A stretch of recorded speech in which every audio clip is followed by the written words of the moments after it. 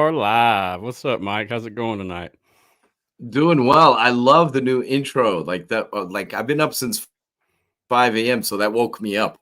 That was some. It's a really cool opening you got there. Very cool. Appreciate that, man. Yeah, I worked pretty hard on that. I want to do something a little different for this show, kind of leave the old identity behind and start anew and just start, like the league did, start a little fresh. Yeah. Who would have thought? Who would have thought if I had told you months ago that you were going to rename your show and it'd be called the UFL Insiders? I mean, you wouldn't have believed me. So it's pretty crazy that we've arrived at this point. Yes, sir. The same goes for you. If you'd have told me last year you were writing for Sports Illustrated, I probably would have not Really. believed you. So I'm excited for Very you, str- man, and congratulations. Very strange. Yeah, I got to say, very strange. I've written for XFL board since back in 2001, the original XFL. And shout out to Mark Nelson, Greg Parks, everybody on that team. Awesome site. A great message board. That's where I started. And, it was even though there's an open door policy of both at XFL, at UFL board and UFL News Hub. Shout out, these sites get dissed as fan sites, but I don't think people realize that the people who run these sites actually put their money in. They actually pay their writers, all of them. So that's like a big thing. They give a lot of people starts in this industry. People have gotten jobs in the leagues, starting out at these fan sites. People so funny that the people who make fun of these fan sites are fans themselves. Yep. Who have their own message boards and discords and all this kind of stuff. So shout out to Jay Noakes, who works for the San Antonio Brahmas. He started out at News Hub. And, so it's weird because it was hard leaving News Hub, the News Hub family, Hub Publishing. They're still doing great work there. Pat Ruffino, Sam, a lot of those guys there. Those are my boys. This is the Ruffino, by the way. That's an inside joke there between Pat and I. If he listens to this, he'll know what's up with that. But, there's Sports Illustrated. I've been dealing with a lot of personal issues with my family and all that.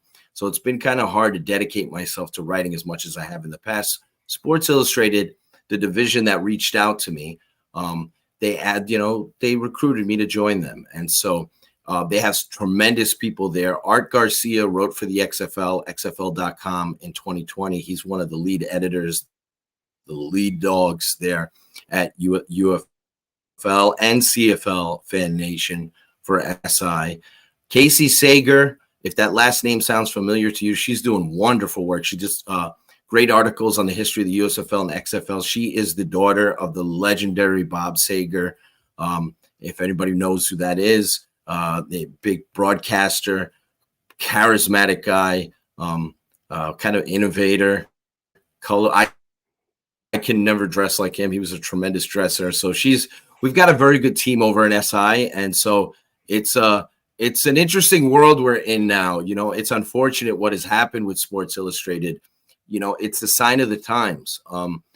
Print media, newspapers, magazines, they're going by the wayside. VHS, yep. DVD. We weren't affected in our division. I'm a paid independent contractor. I'm not part of the union. So that's kind of the story there. We weren't affected by it. We're part of the digital medium that's there. Anthony Miller's doing a tremendous job writing so many articles. I've written nearly 30 articles. It's hard with work life, personal life, everything else that I've got going on to dedicate myself to that level. But I've written nearly 30 articles in the month of January covering both the CFL and the UFL. And Anthony, I don't know how many articles he's written. He's written like 150 at least. I mean, he's nonstop. He's a machine. So and I think I wrote this, I'm not much for tweeting. I'm not the greatest follow on social media. So those who do follow me, that's great. When I announced the whole SI thing, and I gave a shout out to Mark Perry at Hub Publishing and thanking him for what he's done and how much money he's put into this and invested in it, and employed so many people. I said everybody who's in this space that covers these leagues is on my team. I'm on your team. I consider you guys the cool kids. So even though it turns out a lot of these so-called cool kids, some of them are not so cool. So a lot of negative. Thank goodness I don't frequent Reddits or Discords or any of this other stuff out there. I tried to in the past. Shout out to XFL Reddit, CFL Reddit. They do good work there, but a lot of these groups are just like, unfortunately, finding people who are knowledgeable, have insight, who are fair, who aren't on that troll tip. Yep. It's very difficult. I go back to the mentions board days of xflboard.com. Another shout out to Greg Parks. Some of the conversations we've had there, and I had a few years back, were unbelievable. Like the most knowledgeable of fans were in these. So I became a writer for these sites covering these leagues because of the message board and because Mark Nelson asked me if I would be interested in covering the New York, New Jersey Hitmen because he appreciated what I was writing on the board. And then when XFL 2020 came back, I remembered Greg from the board. I said, hey, Greg, you should write about the XFL. And I got to tell you, like, there are very few people that can hold a candle to Greg Parks in this space. If you are not, you really need to like bookmark that guy, read all his work. He's a teacher. He's got a teaching background. So he does his homework. He chronicled all the XFL players that were in the NFL this past season. He keeps track of all the roster moves.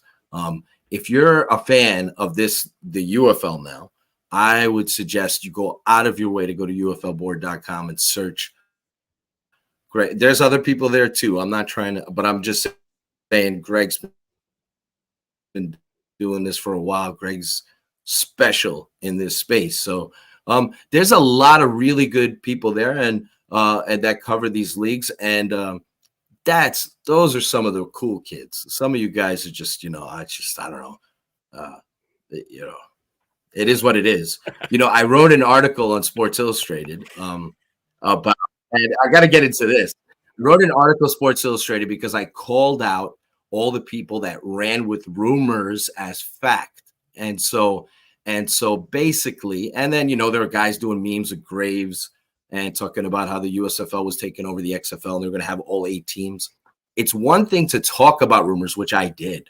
And because a lot of people within these leagues did not know what was going to happen right up until the 11th hour. Even the union itself was confused as to what's going to happen, what's going to be in, who's not going to be in, what teams are going to be in. So there were plenty of people that came to me and thought there would be 8 teams. They thought it would be 6 and 6, 7 and 5, all these different, an entire one single hub for all the teams with nobody playing in their markets. So all these, and there were coaches and players. And believe me, there's a player that's going to be on another podcast. Shout out to Matty Fresh that I've talked to and interacted with. And I talked to these players. Yeah, I talked to these players, and AJ McCarron's going to be out there, and he might drop some bombs. So get ready for those articles out there. So there's going to be some interesting stuff. So shout out to him. But there are players and executives in both leagues and employees that were unsure and that were, basically in my ear. So maybe should I have talked about rumors during a podcast? Probably not. But there's a difference between talking about rumors and reporting things as facts, because the problem was that people, and I called out people for doing this. The people that went ahead and reported that there were 8 USFL teams were going to be back, guaranteed it's going to be 8 and 4. The people who did that, they gave a false sense of security to people who assumed that their employment was going to still be in place. So I wrote an article about the Generals at USFLnewshub.com. And I told in the article where they were listing their signings, it was one of their most latest transactions. I wrote about how there might not be a Generals next year. And so there are a lot of people on the Maulers, the Generals, on these teams that were hoping that, and when they heard that it's going to be 8 USFL teams, they're thinking, I'm secure, I'm safe, I'm going to have a job. And then what happened? They did not have a job. So it was irresponsible. And I had people on the Maulers, some tremendous coaches that were reaching out to me and that have been communicating with me. And there's a lot of coaches that are trying to get back into the league.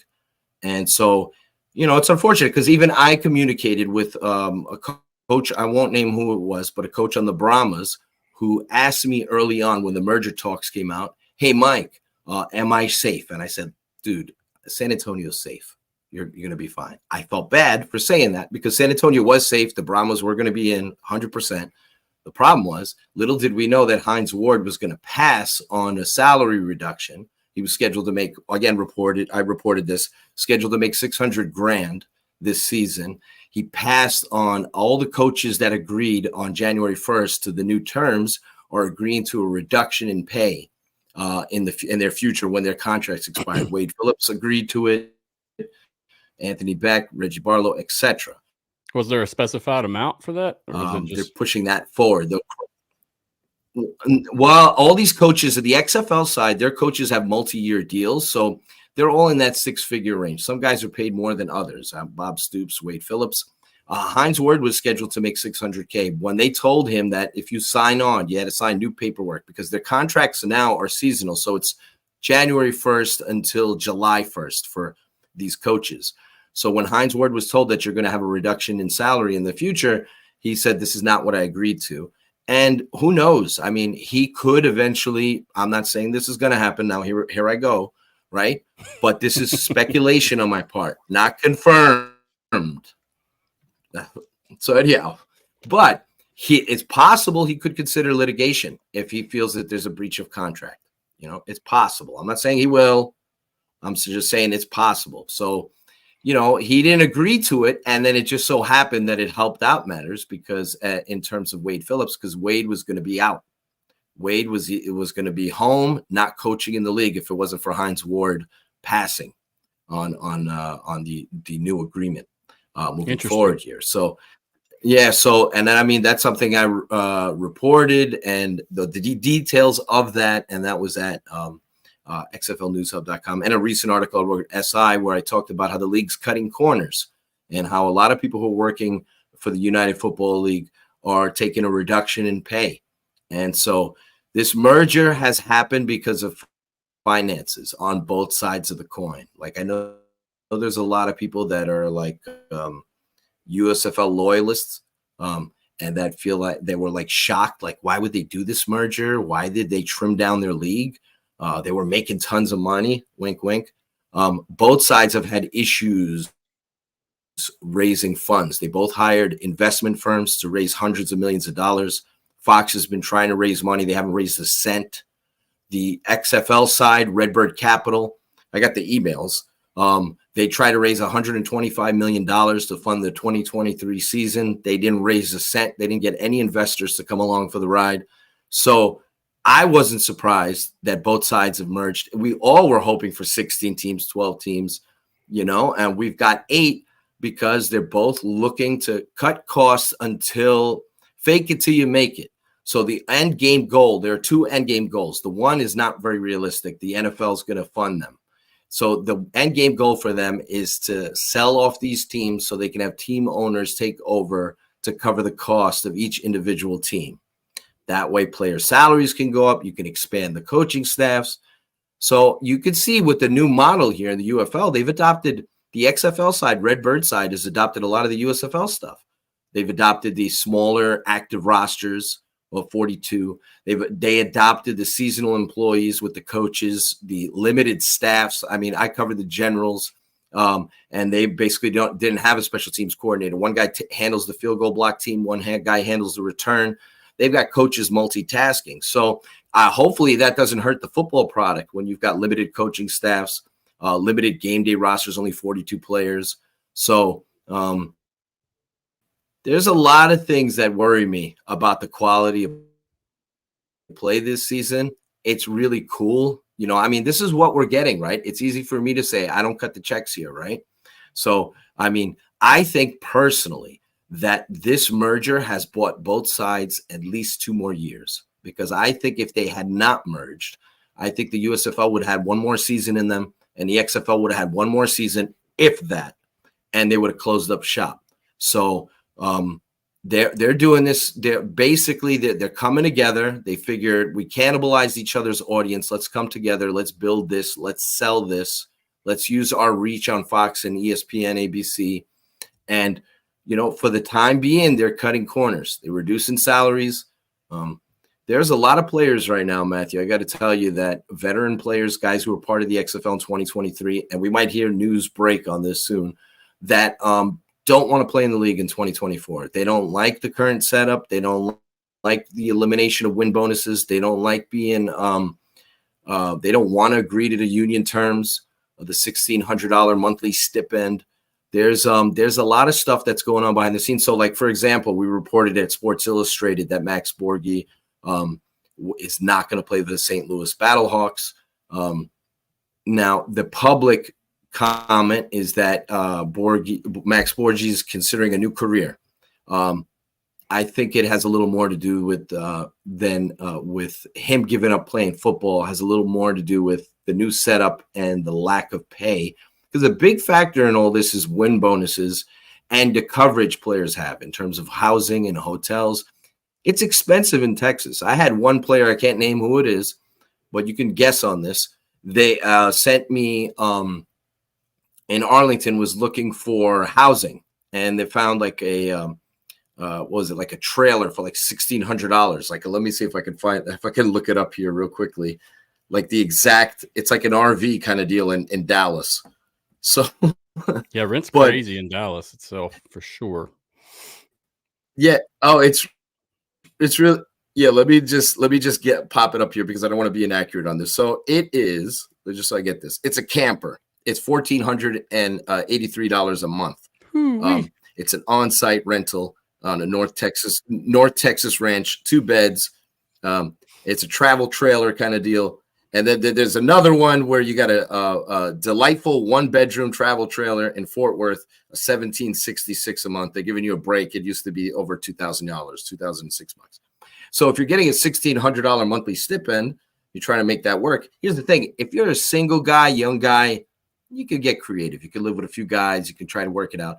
If you're a guy who's got kids and stuff, you got a family, you don't want to be away from your family for 3 months, 4 months, all that kind of stuff. So I mean, it's tough. These players make sacrifices. Don't get me wrong. The trade-off is you get an opportunity to play pro football. That's huge. You get an opportunity to put out a game film. Last year, the USFL and XFL combined to have nearly 120 players that got signed on with NFL teams. So that's awesome. I mean, and the CFL had whatever it was, like 15. So there's a big difference in playing in the States versus playing in Canada. And I'm a CFL supporter. Sure. What you're playing in NFL, you're playing an NFL style league, so you're going to get more opportunities to sign on with NFL teams and make it. And I believe there was about 40 or so players that finished the NFL season on NFL rosters that played both in the USFL and XFL in 2023. So there's a lot of different factors here that are involved in this season. I'm excited that it's taking place. This is what we got here. I also wrote an article that I feel like this is our last shot. Like, if you're looking for a viable entity to come along, you can't get much stronger than this in terms of exposure and backing. Not too many leagues. Major League Football has been trying to launch for like 5 years, and they were paying their players with like bags of chips and $50 bills and whatever. And they had they had so many issues with their jamborees and everything else. These leagues all talk a good game, but getting the exposure package of being on Fox and ABC and ESPN and all that, all the commercials we see during the NFC Championship, I think this is our last, unless the NFL does it. And I lived the NFL doing it, by the way. I lived in a world where Peter King was writing articles for Sports Illustrated where he said 10 ways to make the NFL not be boring. There was a time where the NFL was considered a boring league, believe it or not. And I remember the NFL starting the World League of American Football, and they had teams in Canada and across the world and in non-NFL markets, and it didn't work out. So maybe one day the NFL will attempt to start their own spring league, or maybe they'll fund the United Football League. But I think this is our last shot. If this doesn't work, Matthew, I don't know who's coming along behind this to try. I mean, there will be people who try, but I don't know if they'll have this kind of reach and power to get it done. So we'll see what happens.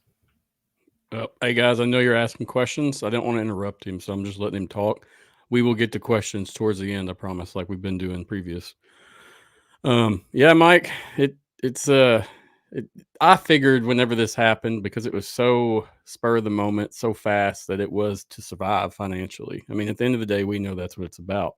Look at any of the past, the history from these leagues, spring leagues or alternatives, and same stuff that goes on. I mean, the history kind of repeats itself on this. The money just isn't there sometimes for them, and unfortunately, without that money, those I've seasons are said not this. there. I've said this a million times, Matthew, and I've written this a million times for several years now, especially since 2018 when the XFL made their way back, and I was writing about the AAF.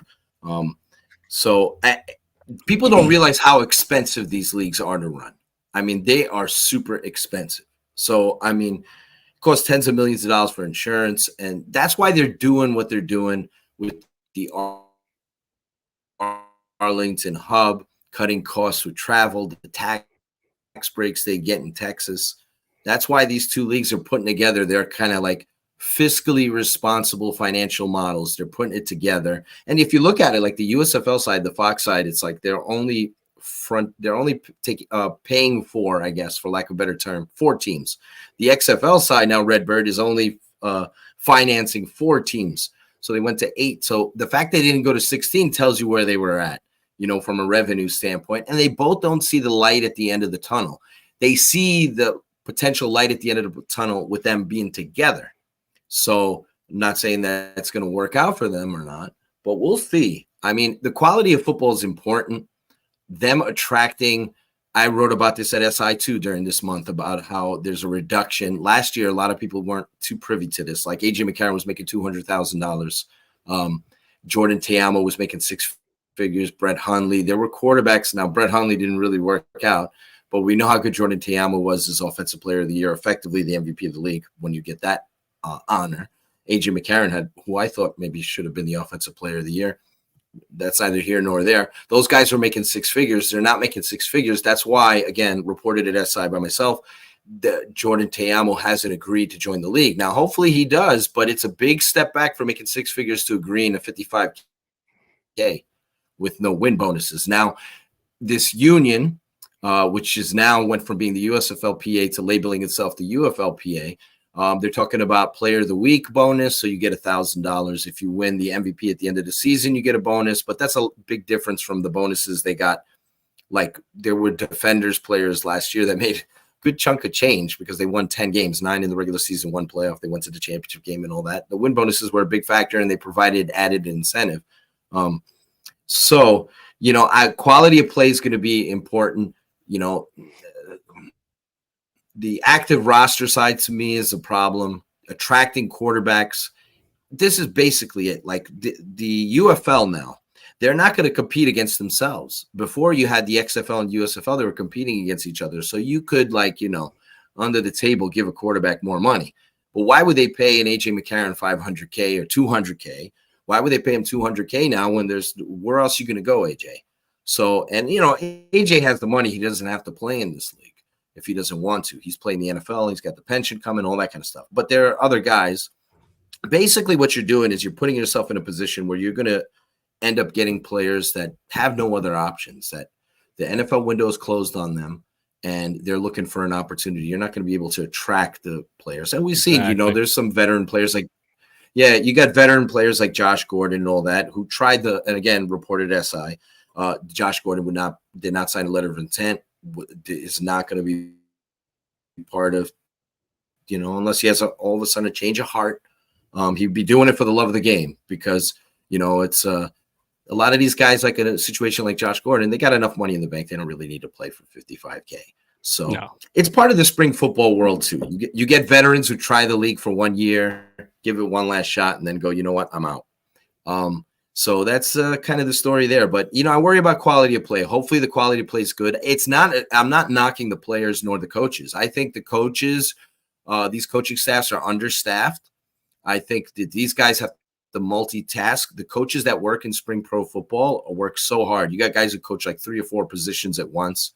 You got a coach like Ty Knott, who coached for the Seattle Sea Dragons last year, had the top special teams in the AAF as well. He was coaching wide receivers too. The Dragons had the best numbers any receiving core last year as well in the XFL. So, I mean, guys like that, they end up multitasking, wearing several different hats at once. And so these coaches have it real hard. The players in these leagues are very talented. So it's about how they, how you run the football operation.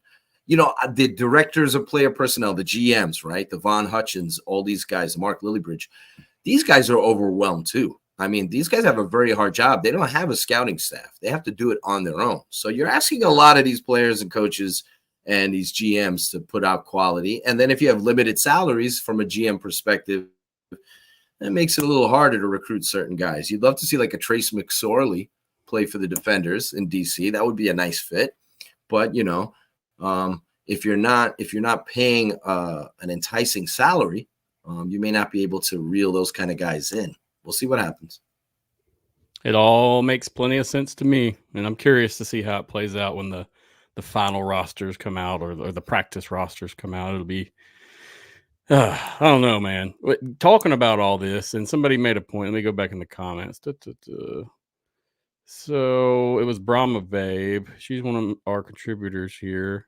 She said, Mike, do these factors you mentioned contribute to the schedule not coming out at mid-January as stated by the league, in your opinion?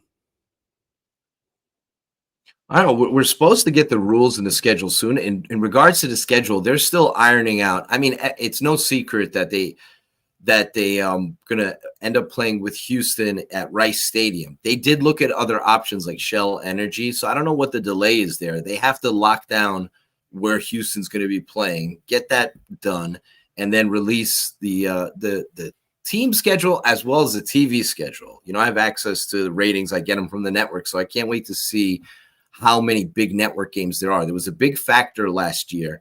All the XFL games on big network television average over 1 million viewers, and then there was a big difference when they were on like FX or what have you. So I'm hoping for as many Fox and ABC games as possible during this. There is a delay in schedule. It's supposed to come out soon. I reached out to the league office. They're like, patience, Mike. But I know the rule. Let's see how they roll it out. Like you can't just do a random social media tweet or post about this stuff.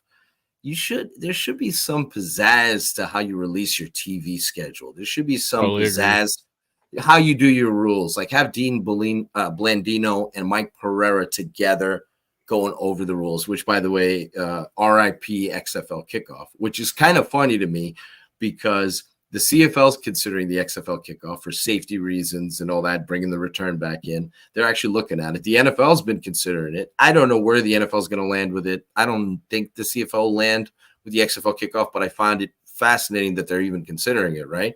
So it's funny that the XFL won't be using the kickoff. I know there's a lot of traditionalists that don't like the XFL kickoff because it looks unorthodox. It's strange looking. There's like some strange rules attached to it, unique circumstances. So the USFL kickoff, it brings back the kickoff, and you're kicking off from like your own 20-yard line. So you're guaranteeing that the other team's going to have great field position on every drive. They start off in midfield. I wonder why they got 3 points. So, but you get the return. I love the kickoff return. It doesn't address the safety issue. So if we're sticking with as long as you keep the kickoff in, I don't care what the kickoff is. I would prefer the XFL kickoff because I feel like it addresses both, bringing the return back and addresses safety. So, I mean, so there it is what it is. I understand. It's funny, like the Dallas Cowboys were practicing with Cavante Turpin using the XFL kickoff in practice during practices to limit contact. And then the CFL and the NFL are considering it. Now the UFL may not have that kickoff. So as far as the schedule goes, and I know sometimes to make a point, I go all the way around my back to touch my elbow. Sorry. but yeah, I think the Rice thing is holding up. Yeah, exactly. I'm flexible like that. I think the Rice thing is holding up that schedule a little bit. Like, again, here we go again with that stuff. Get it ironed out. I mean, you have plenty of time for this stuff. Get it ironed out. We went through this with Vegas last year. They looked at Bishop Gorman and all kinds of weird high school options. Just iron it out. Get the schedule out there because they've actually done real well in terms of advanced ticket sales. which is surprising considering all the uncertainty that was surrounding the league. They stuck with the Roughnecks because of the simple fact that they had decent advanced ticket sales for that. So they kept that brand, even though they have gamblers, coaches, and players. So it's kind of strange how that all again, when I reported the 8 markets, I purposely didn't report gamblers because I knew that it was still in play for the Roughnecks. So hopefully, if this was this league has to do, they cut corners in so many ways, but and they have added time because they're starting off in March 30th rather than in February, right? But you have to just put out your schedule, put out your rules. You have to put out your schedule and start selling tickets. You have to set up your TV schedule, start promoting that, and do it the right way. Roll it out the correct way. Don't just do it like as a matter of fact, UFL PR press release. Oh, by the way, destroying who had 1 extra point attempt in college is going to really have a legitimate shot to be the Brahmas kicker. Look, I give him all the credit in the world for being a social media maven and doing a great job with his videos. I never watched a single one of them, but for having all the followers that he has. But I mean, him being a kicker, I mean, that's hopefully that PR stunt works because that's what hopefully it draws in some added fans or something. But that's the goal. I mean, he's an athlete, so he may be able to do it seriously. That 1 extra point in college was impressive, and so I know he was with my Argos. I know he was with my Argos, and he attempted a 19-yard field goal in Canada and was on the practice roster with the Argos a few years back. And he was at UCF, and he looks like a good athlete and all that. But I mean, it is what it is. I know the XFL in 2020 had PFT commenter come out there and he kicked field goals with Hunter Niswander and all that stuff. And that was done as a gag. That was kind of fun, right? That wasn't like he's really coming in to be the kicker, right? So, but I mean, it is what I don't know. Like even still, like destroying. Is he going to get to the regular season as a kicker? Like, are any of these practices? I guess you could put him on social media, but like what? Mike G said he has never missed a kick in a professional game. There's that, right? And nor have I. So I've never, nor have I. So I got that going for me. I can kick. I can kick. I played football at Christopher Columbus High School. I was wide receiver and a gunner, played some DB. So I can kick a 40-yard field goal. So I know I can do it. I know I've talked to quite a few kickers that are on the smaller end of leagues. And even at that position, them guys are just athletes. I mean, people can say, oh, they're kicking. Yeah, they'll hit you too. And seriously. That's a hard job. Being a specialist is a hard job. You can't afford to you have to be perfect. Your technique has to be perfect every time out. And not every kicker gets 100%. We know this, right? Even Justin Tucker misses. But that's really hard. If you're just off a hair, and then you get the yips, you can kind of we've seen it where a kicker all of a sudden gets ice cold. I know Matt Amendola is in the league now. We'll see what happens with him. Maybe he's going to have to compete with a YouTuber, but I mean, it is what it is. And this league is looking for any attention it can get. So they see the level of views this guy has and subscribers. And they figure maybe that, but they tried that last year with him. That experiment that was good. Horrible. Yeah, boring. Yeah, I'm sorry. Maybe I'm just too much of a traditionalist, but him on the sidelines, just stuttering left and right, not even yo. It just didn't work for me like that. I'm sorry. I'm all for trying something different and fun. And I don't see the value. You could, how about promoting your league more? How about actually concentrating on things that will make your football teams better? How about scouting, doing a better job of scouting players, and recruiting players to the league? Those things are more important to me. Agreed, 100%. But who knows who knows what this is important to or what party, basically, at this point. We don't know. Let's see. We got a question here. We know that Vegas's venue had to manage other events occurring there, but with Rice, I don't understand what could be delaying them locking down a contract so long. Rice soccer doesn't play in spring, and their lacrosse team would have only had 2 weeks that conflict with the UFL season. It's got to be money. That's from KJ Disciple. Sorry. Yeah, that's a very good job, KJ. Spot on. Another to me, contributor. yeah, I know that, like I said, I mentioned this. I don't know if it's been reported anywhere else. Sometimes I do this in my articles. I bury my own lead. I know that they were looking into Shell Energy, was where the Dynamo play. That's a little tough with these. That's a nice stadium. I love the Audi Field kind of stadiums, that vibe. But I think sometimes it's a little difficult to make an arrangement because of scheduling, because of sometimes having to, put down money for the upkeep of the field and all that kind of stuff. So I know the XFL in 2020 paid a lot for the at Audi Field to do that. So I got to think that they're trying to, knowing them, the way they kind of like cut corners with things. I think they're trying to see if they can get the best deal possible with Rice. I don't know what they're leveraging them. Why play around at this point? I mean, they did this last year, and we had that disgrace at Cashman. So, I mean, they legitimately scouted Bishop Gorman and all that, and we're thinking about that. I know that's a high end for a high school field and all that. But, I mean, then we ended up with a situation where, like, we saw it. We saw how horrible thank God they didn't have any injuries there. It looked ugly. And then it had just so happened it rained that day too, which made it even funnier. I'll never forget that. Never. Yeah, if you like disasters, if you root for disasters, that was a good one. The only thing was, like, thank goodness it didn't happen, but that whole stand they had for the broadcast team, shaking. Yeah, shaking like that did not. that was a disaster waiting to happen. So anyhow, but I do think, I honestly believe, because I haven't heard otherwise, they got to be at the 1 yard line by now. Like but I honestly believe that they're trying to see if they can. I don't know what kind of sweetheart deal you can get out of that. I don't know why they're messing with it. Hurry up with it. Get your schedule out there. Start selling tickets. You guys are doing a good job, like somewhat advanced ticket sales and all that. I know that it was funny because Seattle was one of the top ticket sellers for advanced ticket sales, and then no longer with us. Rest in peace, Sea Dragons. Yeah, that's crazy when you think about that.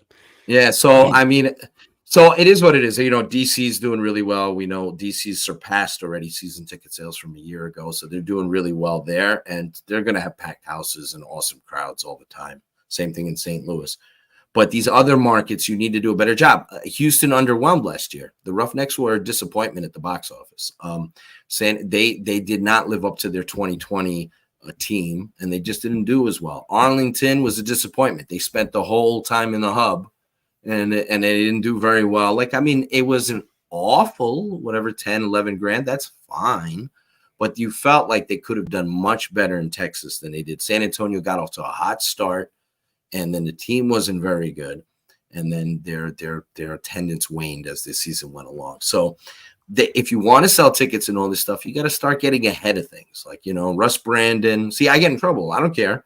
So Russ, I'm critical. Russ Brandon, all these guys in the league, they need to do a better job. You need to you start moving. I agree. And we talked about this in August when you came on. Was it August? I mean, It was the same topic.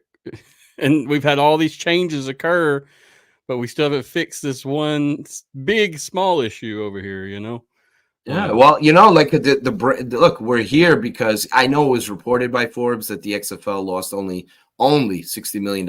Anybody who was in the industry was shocked to hear that was only 60 because of how expensive these leagues are, operating 8 teams, et cetera, et cetera. You can do the math there, dividing 60 by 8. But I know that they were over $100 million that they lost last season. So here's why we're doing the merger, right? So, and I understand that there's certain limitations that are taking place this year in order for them to be functional and get to the next phase. But you get what you put in. Agreed. So it is what it is. We had another comment. There was no promotion of teams in local markets at all last year. And I mean, there was very little, but there was some, but very little, if that. And speaking from personal experience and covering, I 100% can say the same things. What I noticed is it was poor planning sometimes. There would be back-to-back weekly games with events in Houston that people probably aren't going to miss on a Saturday night. Don't have the game that night. Switch locations. Do something to combat that. Make people want to come to you. Yeah, and it's telling, Matthew, like what were the two best markets in all of spring pro football last year? And this includes the USFL. It's St. Louis and DC. And it's telling this new ownership group with the XFL, now UFL, they didn't earn that, St. Louis and DC. That was by default. They inherited that. So the Battlehawks, we knew St. Louis was going to come out for the Battlehawks. It was good that they were good. We knew DC was going to support the Defenders. They did in 2020. They had rowdy crowds back then. I mean, this ownership group didn't even know a beer snake existed when opening week came. They had to like, oh boy, what's going on? And what is this beer snake stuff? Well, don't buy a league if you don't know anything about it. Got to learn the culture, man. If you want to fit in, that's just the way it is. I mean, Rock and Danny, they say all these great things, but I mean, like, do your homework. Agreed. Yeah, I mean, I don't know. I'm kind of glad we started with the bad, and we're gonna get to some good. But I tend to focus on a lot of that stuff because these are important, and people are asking. People don't like the fanboys don't like it. The fanboys don't like it. This show isn't made for fanboys. This is made for fans. I'm sorry. I'm like, the fanboys don't like it, but if you don't like it, me saying that, proof is in the pudding, right? Here we are. We got the two leagues merged. They cut their leagues in half to come together. Oh boy, I know the schedule is going to help out a lot. So as soon as we get that, we'll have a lot more happy people. But every week we wait, people are planning events, vacations, concerts, whatever. Springtime is a time where a lot of people do things, and they have that established before, especially in today's economy, the way you have to.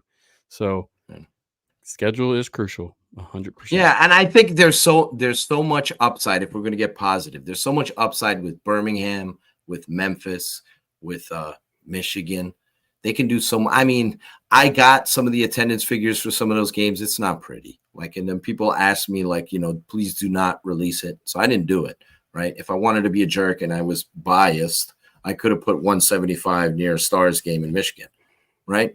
So if I wanted to, right? So, and they really need to, I think that schedule is important. I'm really interested in the TV schedule. I'm fast. I think you can artificially bring the numbers up if you have more games in prime time because people are home. Yep. And if you have more games on network television. So I think those are big factors for the rate. I think you'll see the ratings if they do it correctly. I think you'll see the ratings go up. If there are more games on network television rather than like the XFL 2 a.m. games on FX. Or the ESPN Plus app. Oh, yeah, or the ESPN Plus app, yeah. Yeah, it's man, it's tough for me because I've been waiting on this schedule for so long. I think you're gonna see major improvement. I think you're gonna see improvement on the Birmingham, the Memphis, and the Michigan side. I mean, you got nowhere to go but up. Birmingham did somewhat respectable. Michigan improved a little bit towards the end of the year. The Memphis market was okay. And I think there's a lot of smoke right now that Memphis could be the first team to be sold to an owner. So we'll see. That would be great. I mean, that could be the first domino to fall. You need more than one owner, by the way, but it helps. It definitely helps. So I think Fox got into this because they think with the promotional vehicle, the whole Rock thing, Danny, all this stuff, they were disappointed. And to Moose's credit, to Darryl Johnson, who's now, the head of football for the United Football League, he was very public about how disappointed he was in the attendance in Birmingham and the other markets. And one of the main reasons this merger is occurring is because they feel like they can really boost their attendance and do better. Not have a dead product where you're putting in fake crowd noise and all that. Have actual invested fans of your games like DC had, like St. Louis had. Yeah, see, that's what I was going to ask you next. I mean, should we assume that TV rating is what we're chasing here in opposed to fan attendance, kind of like the USFL did?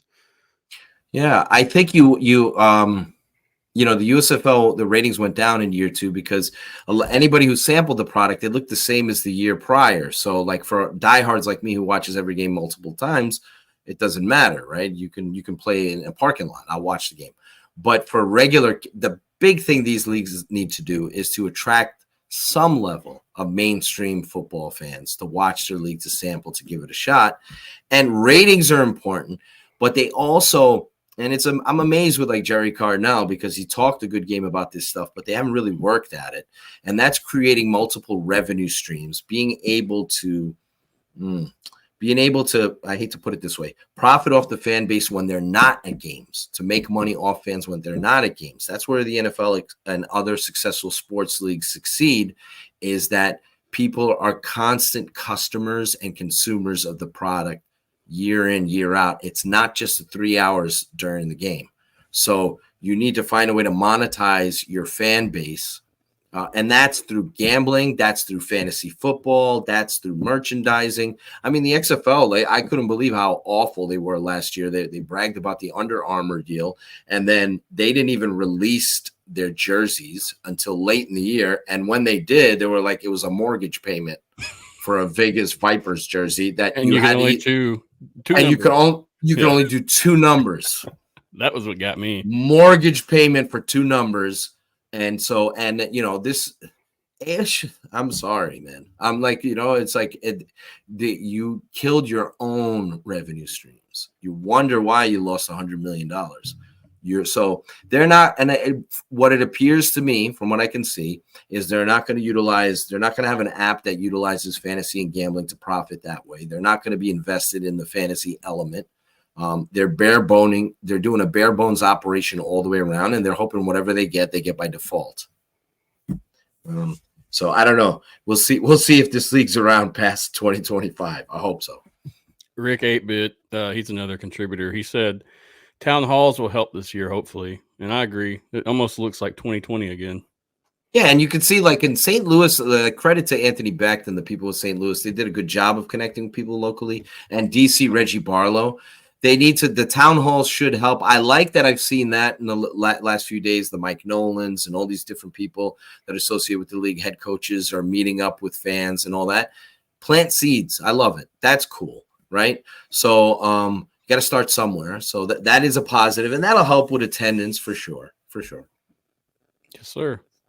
So we basically hit some of our schedule without even doing it. So that worked out well. Yeah. And Rick 8-Bit had a great tweet where he predicted the week 1 schedule. I liked it, commented on it. He did a very nice job. I like the whole week 1 USFL versus XFL. I think that's one of the things that I know some people did. I mean, it depends on your opinion. Some people feel like maybe the USFL, XFL conference is maybe not the way to go. But I like the fact that this league is embracing that rivalry and still keeping those 2 brands alive, even if it's just in conference name. I know that in perfect world, it'd be geographic and all that kind of stuff. But I think the week 1 element of, the bragging rights, Renegades and Stallions, and the potential of, although one of the matchups I think Rick 8-Bit had was Brahmas versus Roughnecks, which technically is USFL versus XFL now because the Roughnecks are a USFL team. But I like the idea of all those teams playing with each other. And I think that's going to be one of the fun elements for the people who've been following these leagues. How do the Stallions stack up to the Defenders? How do they stack up to the XFL teams? How, and vice versa, and all the way around. Trying to find that post, man. Got lost. Yeah, it's if I'm not mistaken, I'm assuming it was Rick, because Rick puts out. Yeah, he puts out very good stuff. I love the whole 8-bit concept. I think that's very cool. I'm very retro, cool. I'm a super Tecmo Bowl guy still to this day, or Tecmo Super Bowl, however you want to put that. So those old video games, I love that stuff. So hey, if you ever want to play, shoot him a message. He'll help you out, get it all lined out. But it's pretty fun. That's Emulators. Cool. That's cool. Yeah, he's got a very unique talent, and so I'm glad we got him on the team for sure. I'd like to see one of those games you got on the screen on ABC in a perfect world. Doesn't mean it's going to happen. I see 2 Fox games there. That does make sense.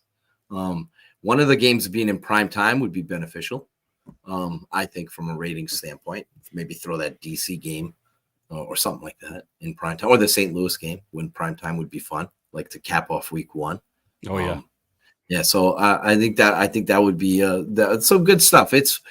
I bring up a lot of the negatives and stuff that I'm like have trepidation and issues with, but the football aspect will be fun for sure. Yeah, no doubt. That's going to be the best part. We'll actually get to celebrate at the point the football actually begins. I can't wait to actually do shows on games. I'm so excited. I can't wait. It's going to be fun, right?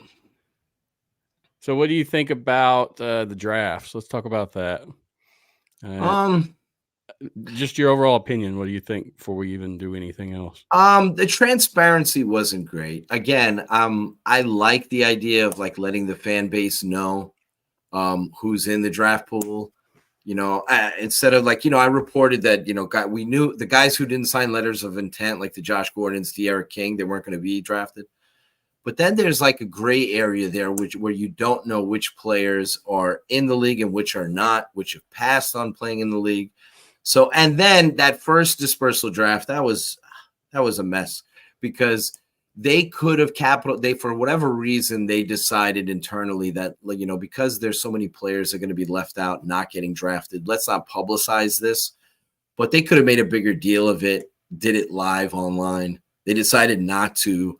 I had GMs, coaches, players asking me not to release information. Don't tip picks. Don't do this. So, I tried to honor that best as I could. I can't say that other people didn't reach out to the SI people there. So, so with picks, but it was kind of, you could have done a better job. It's kind of a cool concept. It's not a foreign concept. It's been done before in other leagues, dispersal draft. It's unfortunate that we're going from 16 teams to 8. Could have been built up and presented better. It was unique. I think the second layer of it, I was fascinated by it, because I like to see because both leagues were available then, and initially it was USFL team picked from the USFL side, XFL, even though there was confusion there from the league office. They weren't sure where the Roughnecks were going to be picked and not. So they gave me some faulty info and then had to apologize afterwards, which was funny.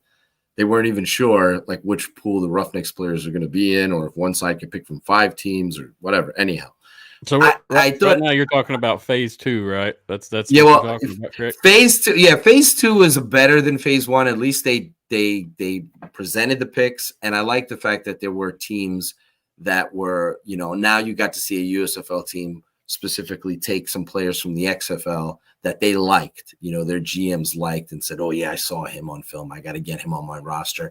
You saw DC picking up players like that from the USFL side. So there were a lot of good players that weren't selected. I'm baffled why Jeff Badette wasn't drafted by anyone. I'm surprised a CFL team, 4.240 guys don't grow on trees. And so, and Jeff Badette was one of the better. Once he was finally healthy in an offense that suited him, he was really starring for Vegas. Unfortunately, he got hurt. So he got off to a hot start last season. So I'm surprised he was in the league. I'm surprised at quarterback. Now, this could be something that I know Jeff Badette wanted to get drafted. I'm still puzzled by the whole DeAndre Johnson thing with the Generals. I think the defenders, I'm underwhelmed by DeAndre Francois as their quarterback, as one of their quarterback choices there. Better hope he's not their answer to Jordan Te'amu. He's lucky to even be in the league from a talent perspective. I think I would have definitely gone towards a Steven Montez, who went to the CFL, or a DeAndre Johnson, who I think is a perfect fit. Now, maybe DeAndre doesn't want to play in the league. I don't know that. Maybe he's looking into other options or what have you, but he's too talented to not be on one of these rosters. So there are aspects of the dispersal draft that I found fascinating. I just think it was poorly laid out and poorly promoted, and it could have been done so much better. It could have been a lot more fun. Yeah. The whole leaking. I'm sorry to interrupt you, Matthew. It's as fun as it can be, because I understand a little bit of the somber side of it, because a lot of players, we're talking about the league went from 800 players to 2 leagues to now only 400, whatever it is for camp now, 600, I guess 75 per team. But they didn't want to celebrate the fun aspect of all these teams picking and plucking players that they like from teams that have dissolved, right? But I get that part of it. It's kind of somber, all these players out of work, but I think they could have done a better job of hyping up the players and hyping up the process, with the understanding that, certain teams are gone, no longer with us, 5 of them, whatever it is. Yeah, to me, it seems tough to make picks as well when all the rules aren't released. Like, your teams are kind of structured around what you think, and it definitely will Yeah, and change then depending on your rules. yeah, and it's like a little bit shady. Like, oh, wait a minute, okay. So then we had that little controversy there where there was a trade that happened after the XFL season, and where that changed draft positioning because during one of the, I guess it was the rookie rights draft, or one of those drafts, there was a trade that took place on the clock between, I believe it was like the Brahmas and the Renegades, where the Renegades got the first pick because they made a deal. So there's not enough transparency there to let people know like why Arlington has the first pick, that kind of deal, right? So it confuses your fan base and it makes you think like, what is this closed door BS going on? You know, exactly. it's like wait a minute, wink, wink. You know, so you know, yeah, sure, they made a trade 4 months ago. So anyhow, it's they could do a better job with that, but that hasn't been their strong suit to promote the players in their league. DeMarcus said they may have thought that making a show of people losing their jobs was a bit distasteful. That's definitely correct, DeMarcus. I know that for a fact because when I reached out to the league and I expressed my concern, that was one of the main reasons they said was that they didn't want to, especially on that first go round. The second go round, they released results, but they treaded carefully with that. And I respect that. I totally get it. I just feel like if you're going to have a draft, you treat it like a draft, you know, and don't wait like 4 or 5 days after the fact, because the information got out there anyway of who got selected. Immediately. Yeah. Players were telling it, players were blowing it up. Everybody was blowing it up. So there was no getting around the fact that certain guys weren't going to be selected. Got some more names here from Royce. Royce said Baudet, Johnny Dixon, Brian Williams, etc. Will they land somewhere after the initial roster cuts happen? You would hope so, but like, you know, I know these teams are still adding players, and we see the press releases that are going out there. It's basically the players that were selected during the dispersal draft are protected, officially putting pen to paper to commit for the season. Those players you mentioned, Brian Hill, not Brian Williams. Be nice to see Brian Hill back with the Battlehawks. I know he spent some time with the Niners during the season. He could be back. He was a good all-around player for St. Louis last season. I do see that very interesting signing today, officially released by the Battlehawks, replacement for Borgi, Max Borgi, is Wayne Gallman.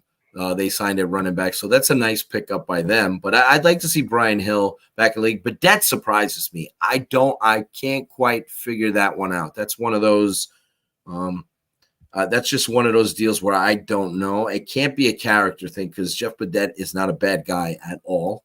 And so I don't know. I'm not in those buildings, right? But I haven't heard anything negative about him. So that's kind of like surprising to me that he's not. And he showed a lot when he was on the field last year. I know it's more important to have a guy like D Stroing in the league because he has 1-for-1 on extra points in college. But I mean, that's impressive. But I get it. You need 3 kickers at camp, but you know, it's a battle it out with no preseason games. But Jeff Baudet should be on a roster. It's ridiculous that he's not. Now let me ask you this, and strictly, I mean, speculation. If you don't remember, I mean, he released some pretty vital info back when all the leaks were dropping. Could it have something to do with that incident? It's petty if it does. I mean, Mark Thompson, good Lord. The running back for the now Roughnecks. He's not the greatest Roughnecks running back ever. James Butler is. No, but anyhow, but yeah, Mark Thompson, a lot of these players came out with and were public about information and all that. And they were trying, and you got to remember, there were so many people that were asking them, DMing them, wanting to know. So many players and coaches were in the dark during this whole process. So they're happy that some information, even though there was a lot of false info that got out there, and it's through nobody's fault. Like Neil Stratton is a tremendous football guy. He communicates with so many players and agents. He also had information there out there about, you know, info from people, from agents and all that were not accurate, right? Because I mean, you know, with the 6-6, how Balzer, I think, had information there. So if Baudet's punished for that reason, the league's upset at him. I mean, that's very petty. That's very petty. But yeah, the kickers, go with the guy who's got one extra point in college. Hey, before I ban this guy, I just want to call him out. It's the resident troll is here, Mike. What's up, Duck? I'm glad that you stopped by the show. You're always welcome. But right now, I'm sorry, adults are speaking. You have to take that back over to another show. Sorry. It's funny. I don't know. It's interesting. Yep. Yeah, it's kind of sad. I saw the comment. The comment made me laugh. I'm gonna address it. I mean, I didn't mind one, but two, he's just gonna hop on a burner and keep doing it with a different account. It's all good. I mean, you look, if you like trolling and if that's what you like to do, then go for it. I mean, like it makes you happy. The comment did make me laugh. So it made me laugh as well. I'm not gonna lie. That's what I say. It's funny. It's funny. But but it's just, but that's part of the troll game. The troll game is to you're not really supposed to be rooted in fact or logic and all that. You're supposed to just say stuff that's out there, that's nuts, just to mess with somebody. I was down for that character until he started being on their show. And they have a show that they do on Mondays. It's like, all right, dude, now you got to kind of be serious. It's not going to do much for you. Ducky. I gotta tell you, there's a lot of shows out there that I can't keep up either, Mike. They're not on my radar. There's so many. There's very few that I actually listen to. You get it 1 minute in. There's some groups out there, that just put something out of value, like some knowledge, some insight. I understand. Oh, or be funny. Uncircumcised peen is funny. That is kind of funny. So I will give you that one. The only reason I kicked him is I'm not commenting 25 times. I do have European heritage, so the uncircumcised thing is always a possibility. It's always a possibility. Oh my Lord. Oh my. Anyhow, moving on. So we got the draft out of the way. We had the 3 rounds of the draft, phase 1, phase 2, phase 3. Personally, watching that, I kind of wish they would have simplified that. It was very confusing at certain degrees. And unless you're plugged in like us, you were kind of left wondering what the hell is going on and when's my team pick? And that's kind of what I gathered from the general public's understanding of it. So I wish it had been just a little more simpler. Transparency, that's the key. That's how, providing information. That's how you get people invested in what you're doing. It's like, don't act like it's like a chore, oh yeah, we got to put out a press release. Here it is. Here's a list. We wrote it down on white paper. Here it is. Here's a couple names. Make it seem more special, interesting, Well, the Twitter build up anticipation. The second round, it was pretty good, and we had a lot of people making custom graphics for players, and I thought that was awesome because there's so many different kinds, but majority of them were fan driven. XFL or UFL, excuse me, they did make a few, but they weren't they weren't the ones I saw mainly. I saw a lot of fan art or media art, whatever you want to call it. Well, awesome. Yeah. You got all these guys, cool. Good on them. Shout out to James Larson. He went out there and he was posting a lot of the pics and all that. And he did a good job with that. And that there are fans out there that wanted it. Right. So, I mean, they wanted the information there in the middle of the night, figure it out. And I was messaging with James back and forth. I really shouldn't. Maybe I shouldn't blow up that spot. But there was some interesting stuff with a couple of Generals players. He kind of knew where they were headed. The players themselves, what was funny was the players themselves didn't know where they were going. I had one player, you can fill in the blank on this one.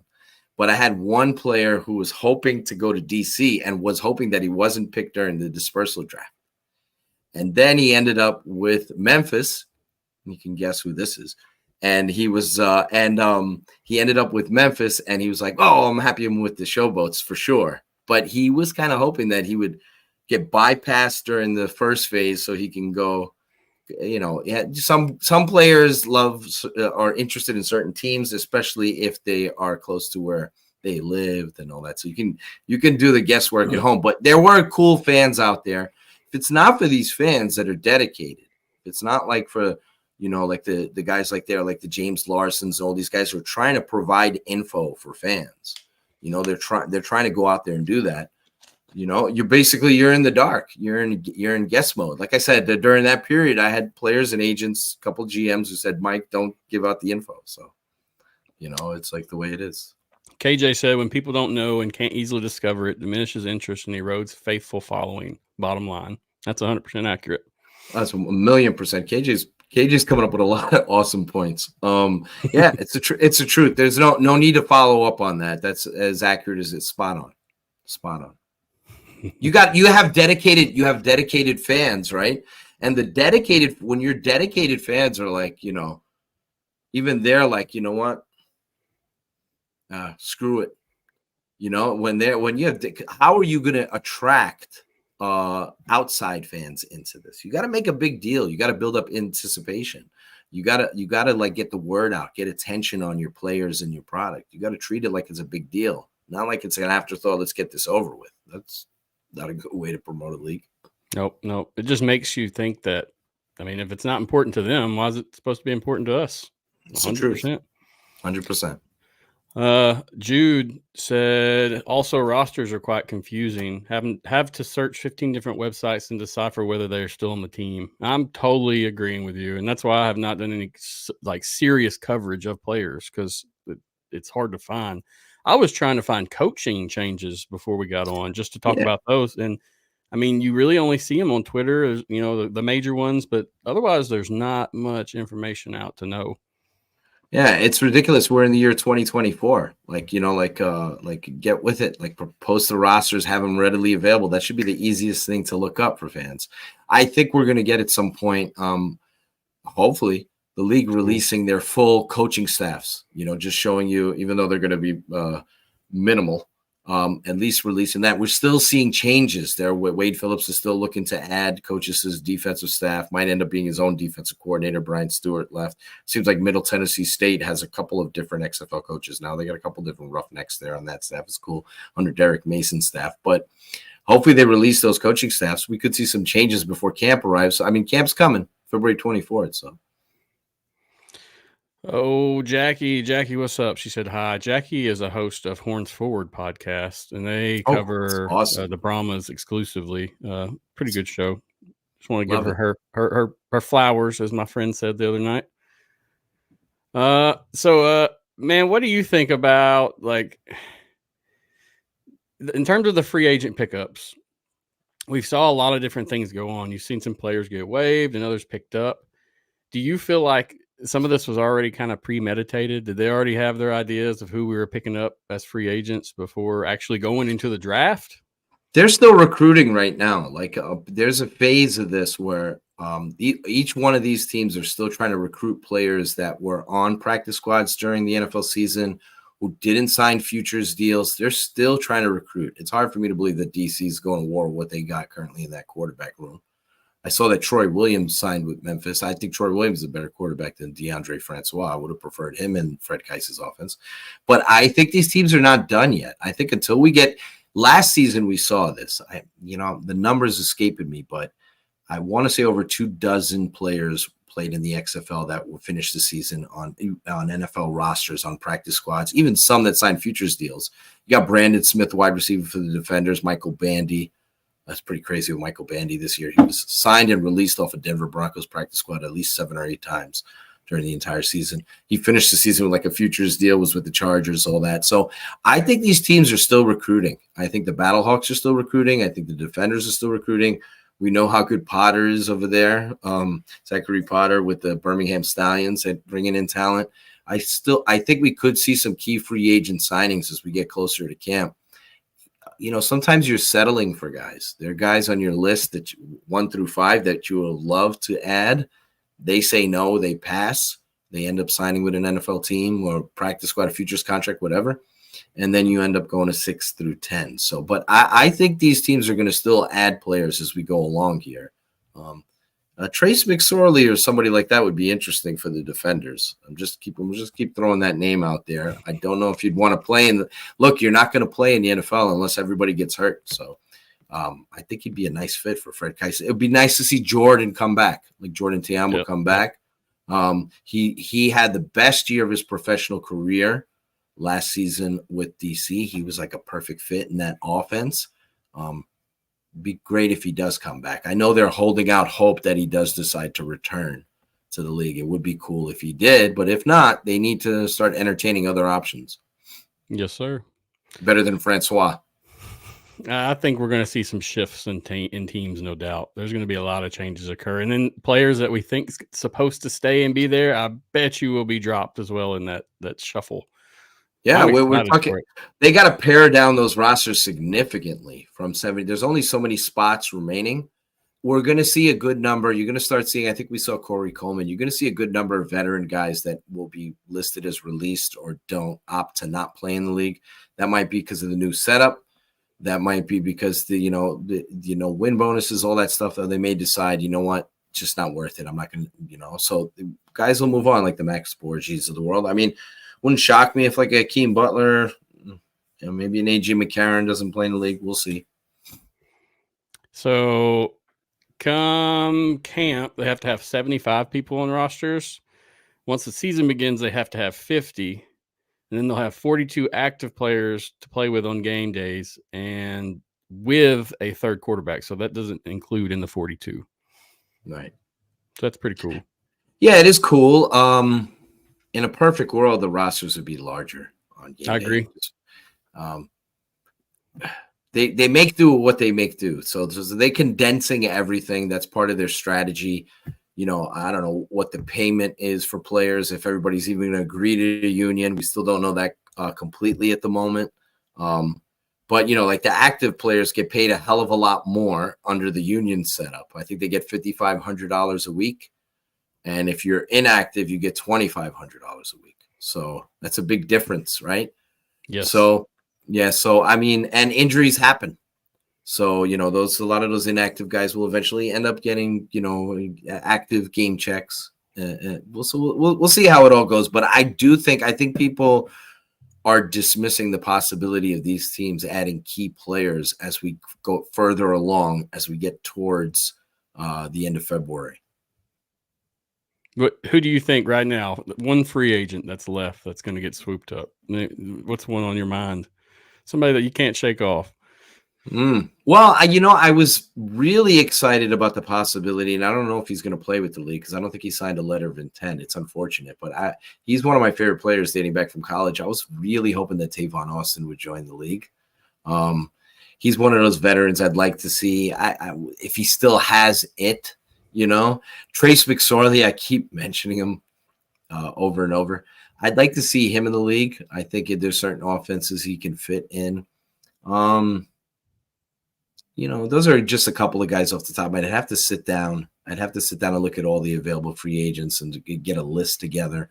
But I'd like to see some of these intriguing quarterbacks. I mean, like I wrote an article about Josh Rosen whenever it was last year. I think that ship has sailed. He's got enough money in his bank account. He doesn't want to do it.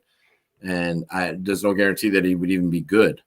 But I think a guy like a Josh Rosen should have considered playing in the either USFL or the XFL. It would have been good for him. Change the narrative, change the story arc for his career. Instead, he goes down as like one of the biggest busts of all time who bragged about making all NFL teams pay. So those kind of guys, like the quarterbacks, intrigue me. The quality of the play is only going to be as good as your quarterback position. So right now I'm a little bit concerned. There's some teams that are way ahead of others, but if you got no A.J. McCarron in the league, if you got no Jordan Te'amo in the league, no Alex McGough, who's tremendous last year, if you don't have like some of these young guys are going to have to step up, and bring up their level of play, and maybe one or two will emerge that we're not expecting at the moment, But I think the league, if you're not paying quarterbacks above $55K, your scouting is going to have to be very good. You're going to have to seek out the players and bring in players who been overlooked and deserve an opportunity. There's some decent quarterbacks that have been released recently too. So we'll see how that goes. Yeah. After that Super Bowl ends, I figured a lot of changes will start occurring. And I'm hopeful that we see a lot of those athletes slide down, not to take spots, but just to improve the game in total, in my opinion. Well, they've condensed it now. So in theory, rather than 16 teams in this space, you've got 8. So the quality of offensive lines should be better in theory. But I wonder about, they'll have some time to be cohesive units before the season starts. But I wonder a little bit about the quarterback position, the quality of play. That's the biggest key to any league. There's some guys that are going to have to step up. Yep.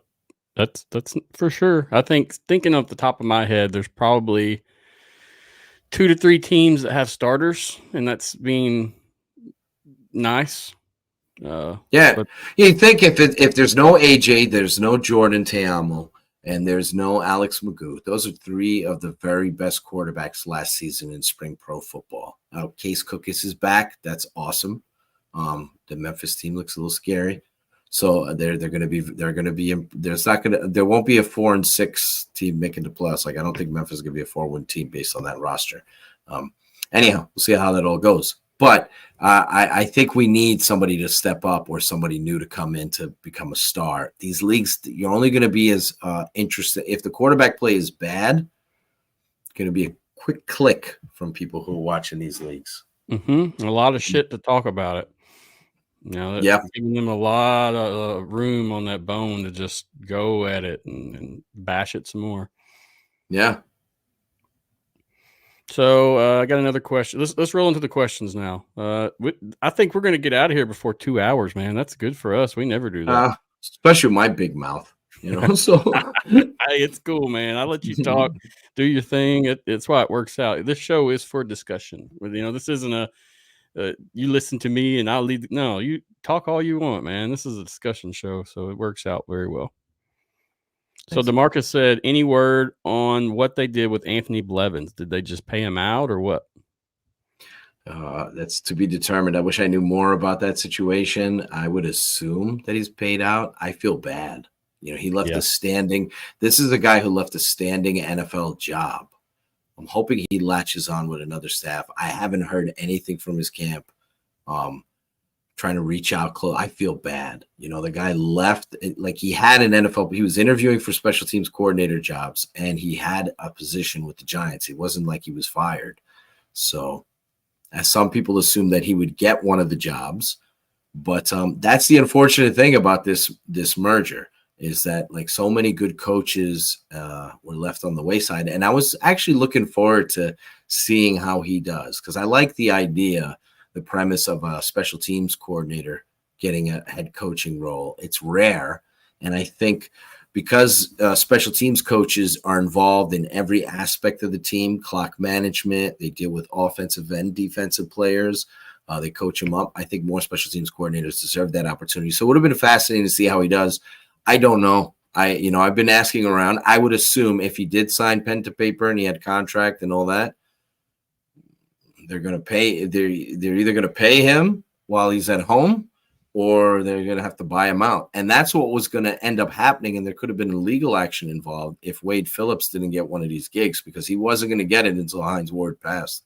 So there could be some, like, litigations and some legal stuff coming down the pike with a lot of these situations, because I that's something that not a lot of people are talking about, is how Anthony Blevins got the short end of the stick with this whole crazy merger.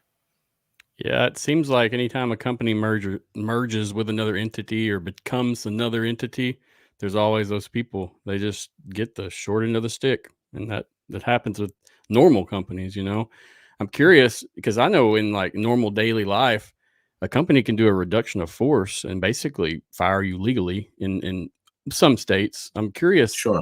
Why they don't go that approach with this? It must be some legal stuff in that state that they're in that I'm not familiar with. But I know, even me personally, I've had companies restructure and they fire you, but they fire you legally.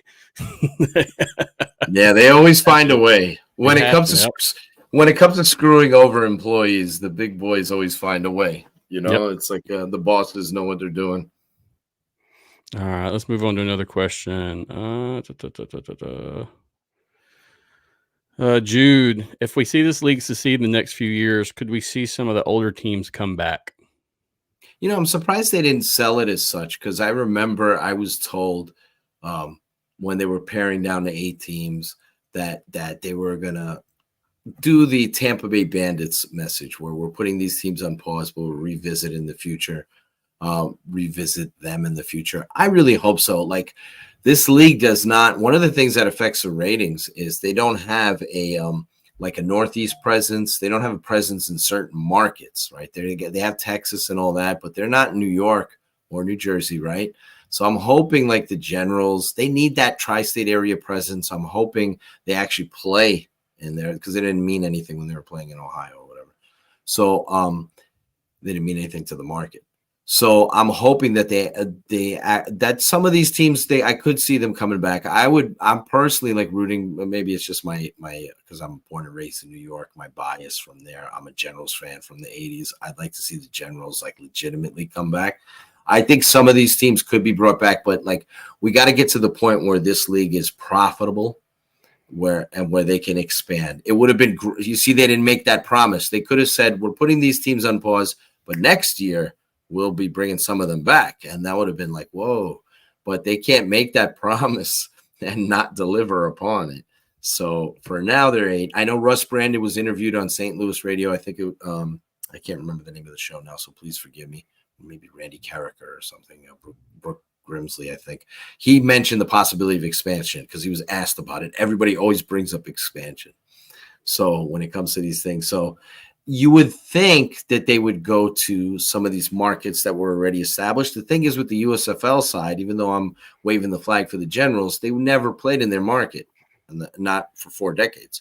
So was there really that big of an attachment? Did people even notice that the Generals were around? The same thing with the Maulers, et cetera, in their specific markets. So I'd like to see, because I like the brands that were established, and I'd like to see a couple of these teams be, we'll see, Seattle and all that. But I think the league's it's for sure. But I think the league might decide on different markets. You want to go to. And there's no disrespect. I like Seattle, but I think the league needs to go to markets that have that like STL or DC vibe, where they're like, they really want, like an Oakland, right? Like, that's been shortchanged in the NFL game, and that you need a little bit of that West Coast flavor too. That would be nice if they branched out. Hopefully they get to that point, but first things first, they got to figure out a way to go from surviving to thriving, and to start creating revenue sources, and to sell their league. Just simply merging and doing commercials is not going to be enough. We'll see. Agreed. I hope it is. I've said it 1,000 times, and you got to get out in those communities and make a name for yourself. No matter what you're doing, it's the community is what's going to support that team at the end of the day. And you see that in those cities. And like you said, it happened in St. Louis. They don't have to do much, but have a team and make it something worth supporting, and boom, there they are, ready to roll. Yeah, and it's just great because they went to. It was funny with the XFL in 2020. They went to 2 markets that were like, the Washington, that whole side of thing with Dan Snyder and all the issues there. The Defenders struck a nerve in a market where, and then of course St. Louis, they got shortchanged by the NFL, so they were ready to embrace a pro football team and make a statement. So yes, I think you need to choose markets where there's really like a craving for a pro football team, where they really want a pro football team. They want to back it. They want to prove that their market deserves one. And so we'll see how that all goes. Maybe we'll have one of the recycled teams at some point.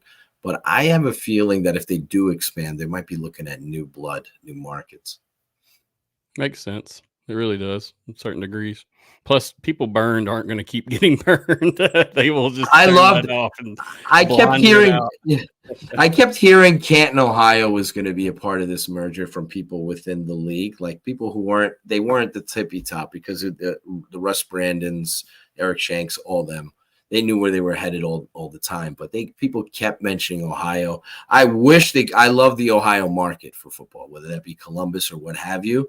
I think the USFL dropped the ball not having a team named after an Ohio, and playing in that market rather than. So maybe that stadium's great. So, and the size and all that backdrop, I think it's perfect for spring pro football. So maybe they reconsider that as well.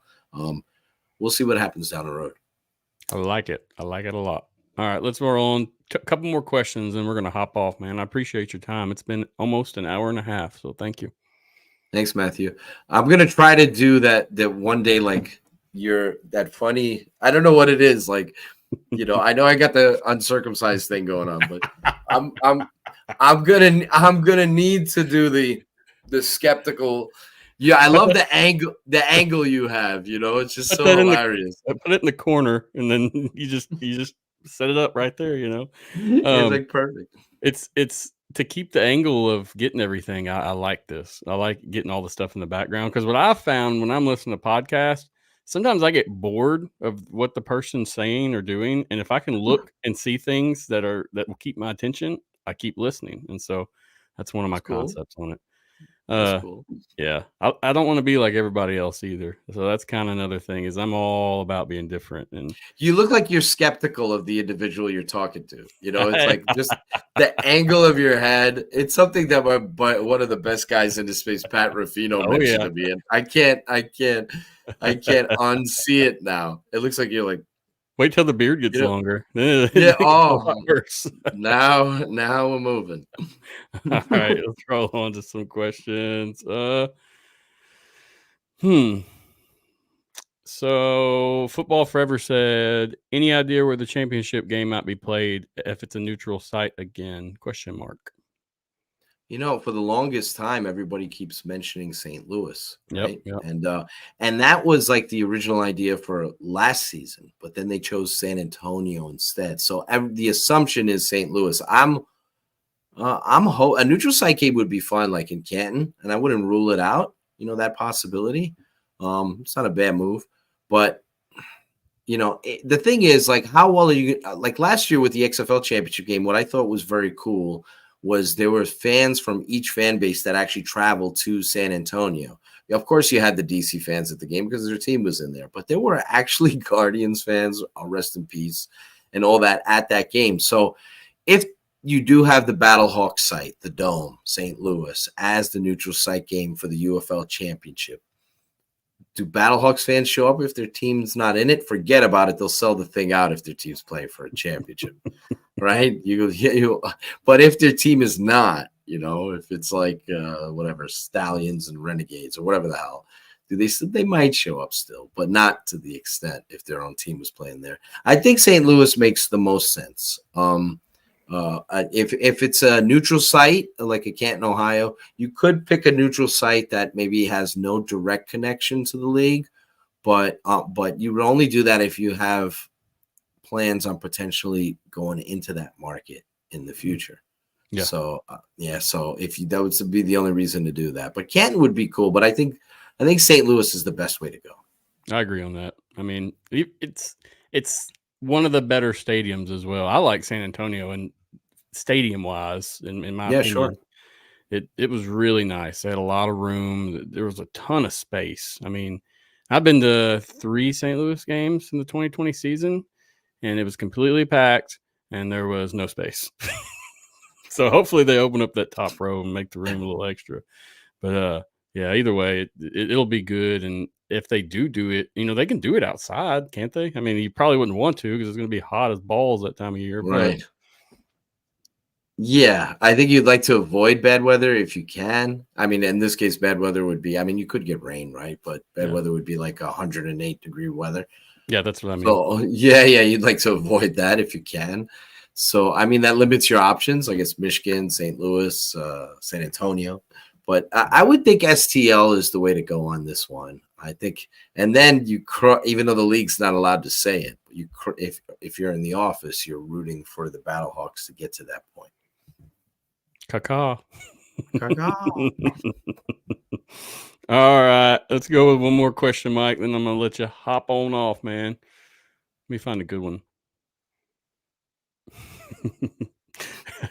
I got to do it, Mike. Go for it. like he said, why does Mike Mitchell look like a Ninja Turtle who got cut from the team? Leonardo. I'm just kidding. I had to. Yeah, it's all good. It's This all was good. old. He posted The that Ninja earlier. Turtles are awesome. The Ninja Turtles are awesome. I love those old movies. Nothing pisses trolls off more than laughing at it. It's okay. Yeah, it's funny. Like you can be funny, just like people. You can't take a troll serious. That's the thing. Like ever. If a troll is always, if you trolls stay trolling.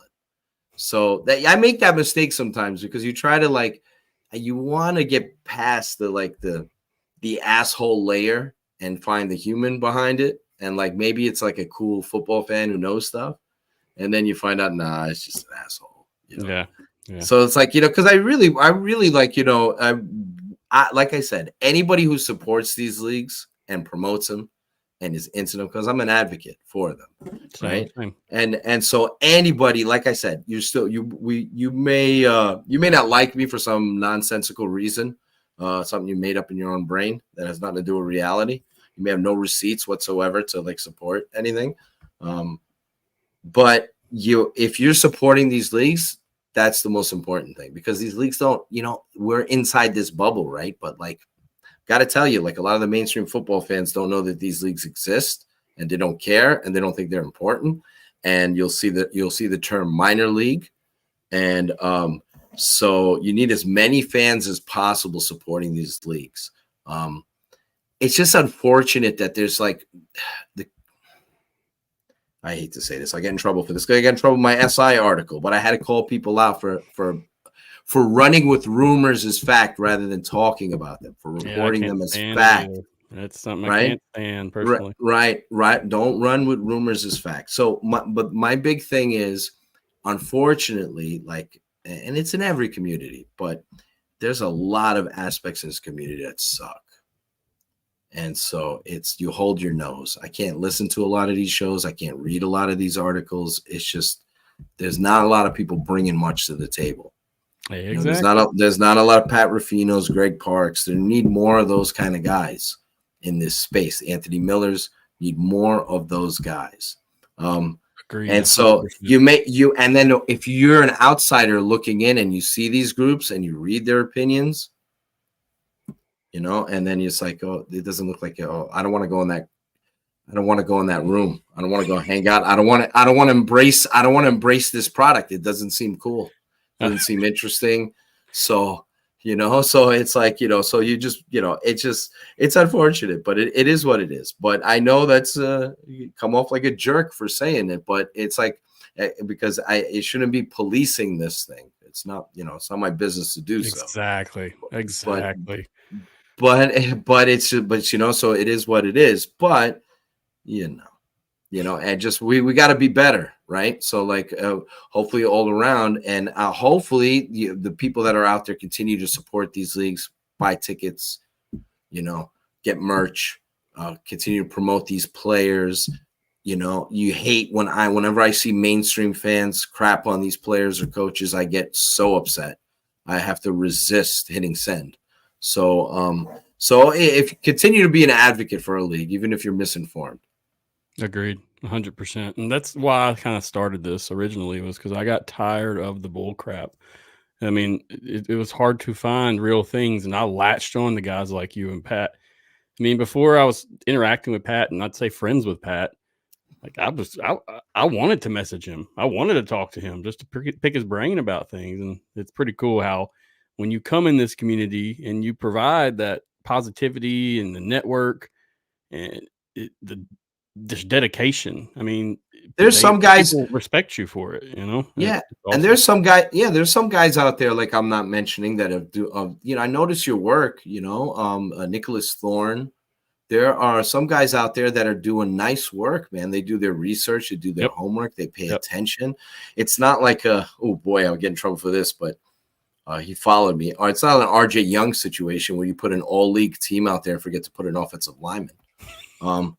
It's like one of those deals. I did an all USFL team, and I went ahead like I'm crazy. Like I DVR all the games. I watch them multiple times. And then I had players reach out to me. Of course, players are upset when they're not included, right?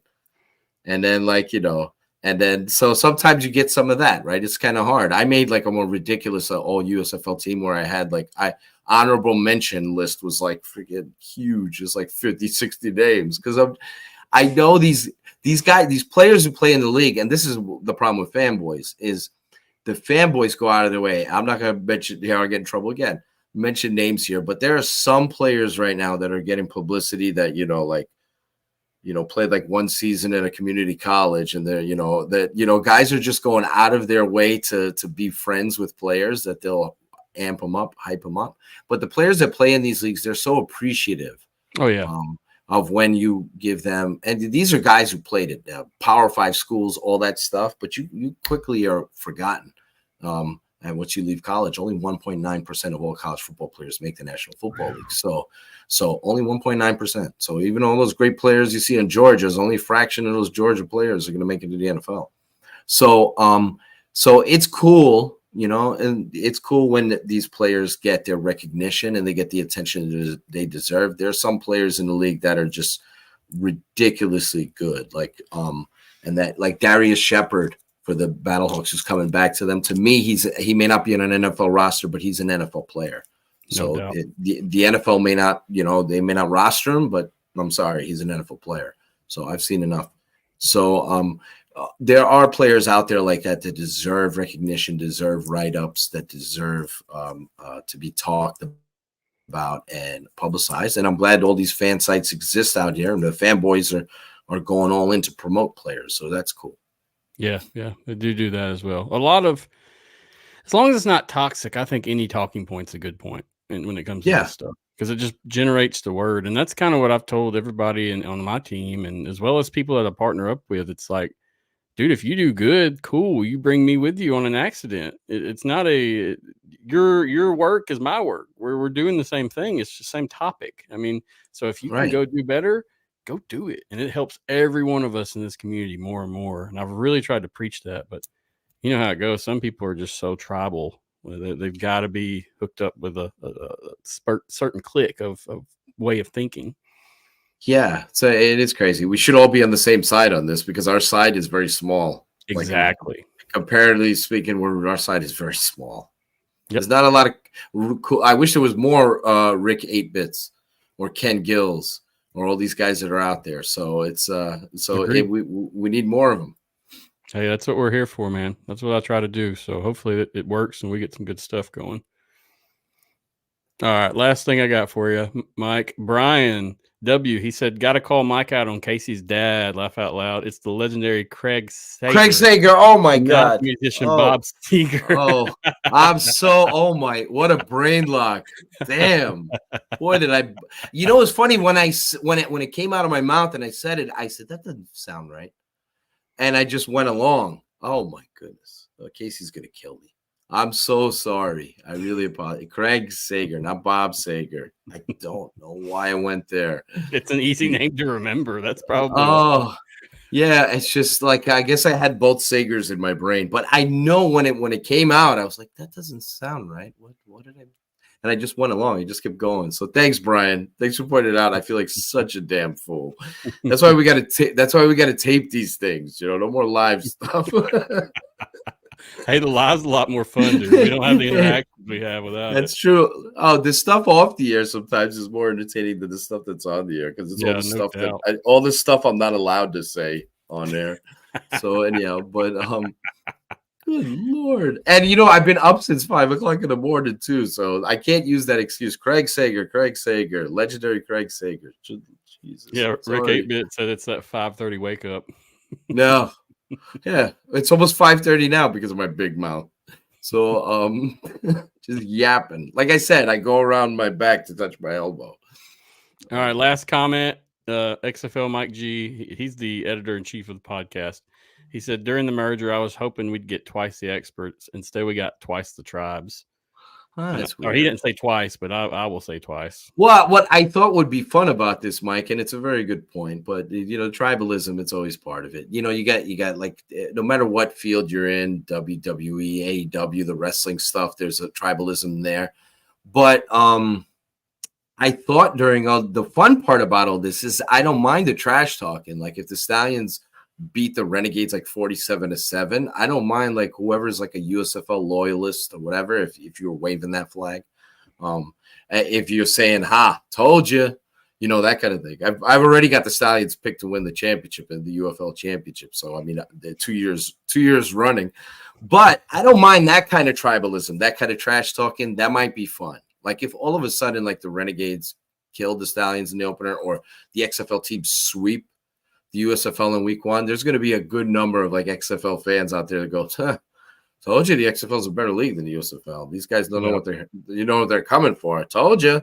So, I mean, like there's going to, so that kind of trash talking, I don't mind because we get that all the time in the NFL and in pro sports. The weird tribalism when you got a Discord with like 37 Yahoos or, I mean, come on, man. Like that's like, just like, it's just like pathetic. So, and then you got shows out there that are like, doing World League of American Football stuff, and they change the name of their podcast like 5 or 6 times, and then you listen to it for 5 minutes, and the guys who are supposed to give you World League of American Football facts are just botching everything left and right. They don't even get their information correctly. Oof. I'm sorry if I tell the truth when I write articles, if that upsets you, but I never reported rumors as fact. But unfortunately, you change your podcast title every 5 minutes because you're hoping somebody will eventually notice you. If your first name is Fran, it's not going to work out for you. They're just going to assume it's a cooking show with some lady. All right, it's time to go. You must have some good coffee over there. No, some strong one. The shovel's out. The shovel's out. I killed the XFL during this, the UFL, and everybody else in between. Hey, man, I'm a straight shooter. Well, man, I appreciate you coming on today. It's always a pleasure when you come to the show, and you're always welcome. Me and many, many others look for you and your news and your approach to the way these things are covered. So appreciate you. All the respect in the world for me, man. Seriously. Hey, heroes in a half shell. Turtle power. I don't know if anybody remembers that theme song, but I remember. Those are some of my favorite movies as a kid. But anyway, man. Team Leonardo. All right. Thank you, Matthew, for having me on. Good luck. I gotta get to sleep, but as soon as I get to my phone, that's gonna keep me up for a little while there. And then I got editors that are probably gonna ask me to write some stuff, and then I got AJ McCarron might be dropping some bombs on the other show, so we'll see.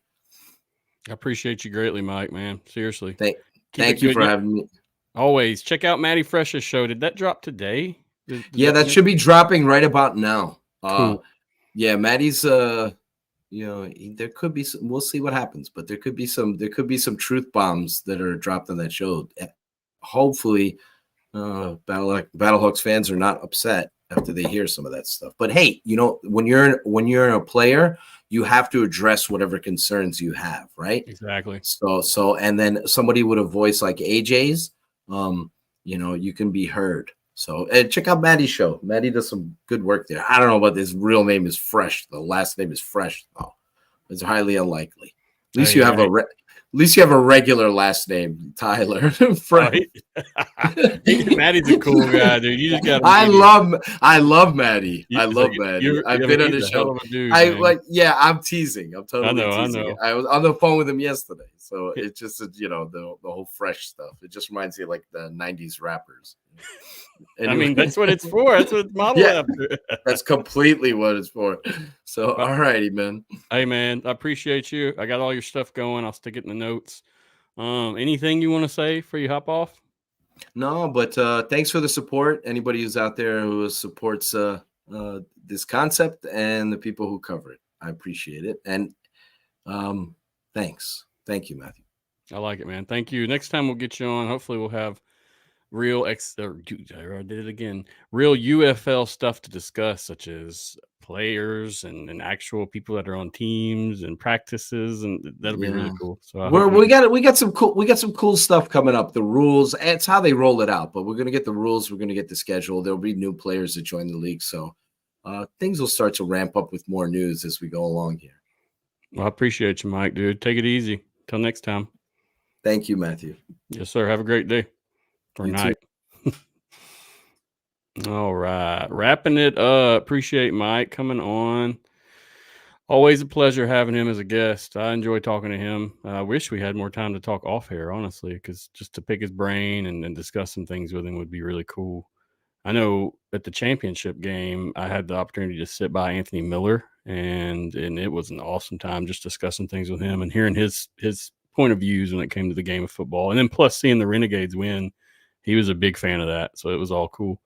Guys, it's always a pleasure. Thanks for watching. This is the new show, UFL Insiders Podcast. It should be great. We're going to keep on dishing out some content. Keep in mind the AFN interview series is rolling too. Basically, if I have guests or a personality that I want to interview, then they'll be on that AFN interview series. Otherwise, you'll see all the UFL and UFL-based content stuck to this series here. It should all work out well. Check out the AFN interview series if you haven't. Short interviews. I'm trying to get different walks of life all the way around, so we'll see what happens. It's all football related, though, so any guest has something to do with football, whether it's a player, coach, media, whatever. They're there. The Alternative Football Network is rolling. We have the website going, have a large crew now, a large team. So everybody that's listened or a part of that team, appreciate you greatly. Look forward to seeing your contributions and what you do. We had our first official article dropped last night.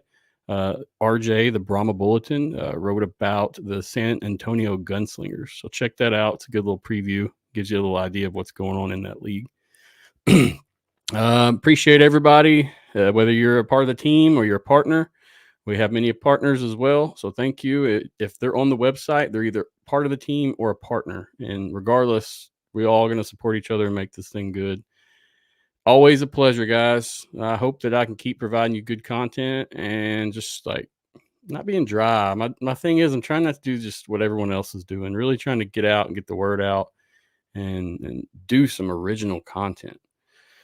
Thanks to the UFL for letting me cover the league, and thank you to the UFL board as always. Appreciate you, UFL board. I share a lot of their articles. They show us off on their website and do some things as well on our end. So thank you, UFL board.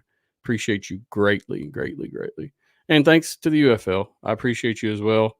It's good. I mean, we're official media entities in the UFL now with the AFN, so should be some big things, good things coming. But regardless, thank you for watching. Keep it clean. Don't be toxic.